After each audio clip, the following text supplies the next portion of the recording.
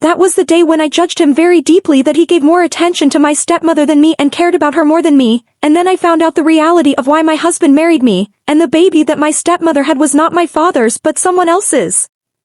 My name is Elisa, and this is the story of how my husband got my stepmother pregnant while my father was sleeping in the next room. My mom died when I was 17 years old. One day she was alive, smiling at breakfast, and the next, I was standing beside her grave watching strangers throw dirt onto her coffin.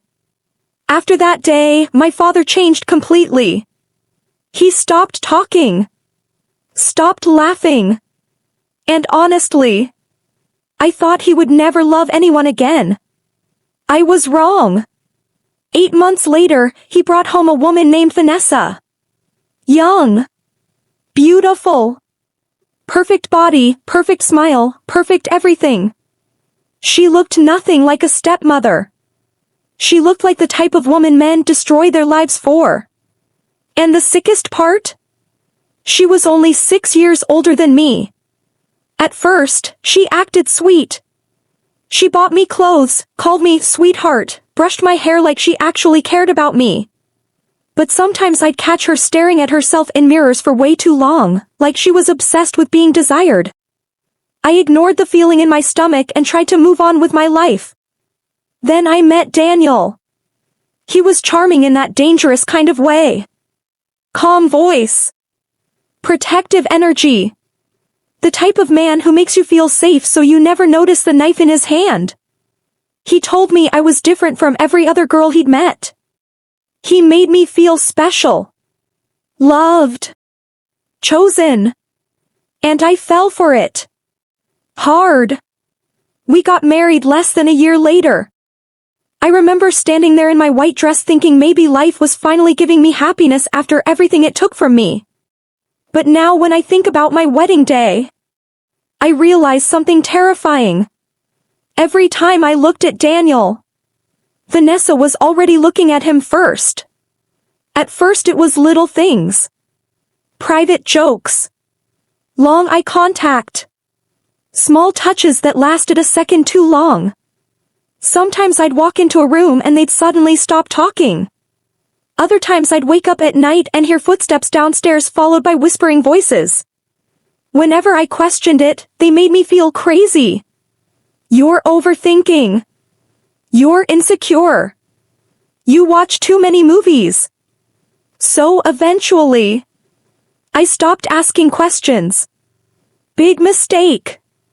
One night around 2 a.m., I realized I left my phone downstairs. I walked quietly toward the kitchen when I heard Vanessa laughing softly in the dark living room. I froze near the stairs when I heard Daniel say something that made my blood turn cold. I told you marrying her would make this easier. Vanessa laughed again. 3 years hiding this relationship, and her dumb ass still has no idea. I swear my heart physically stopped beating. 3 years. That meant they were together before he even met me. Before he proposed. Before he looked into my eyes and promised me forever. I wasn't his wife. I was just access. A tool. A way for him to stay close to the woman he actually loved. My stepmother. I wanted to run downstairs and scream at both of them. But I couldn't move. I just stood there listening while my entire life collapsed in silence. Then came the part that destroyed me completely. A few weeks later, Vanessa announced she was pregnant. My father cried tears of happiness. He kissed her stomach while talking about becoming a dad again. Everyone clapped. Everyone celebrated.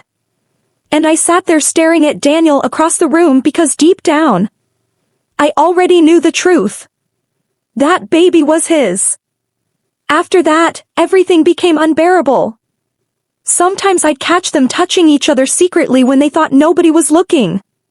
Sometimes Daniel would leave our bed in the middle of the night, and come back an hour later smelling like Vanessa's perfume.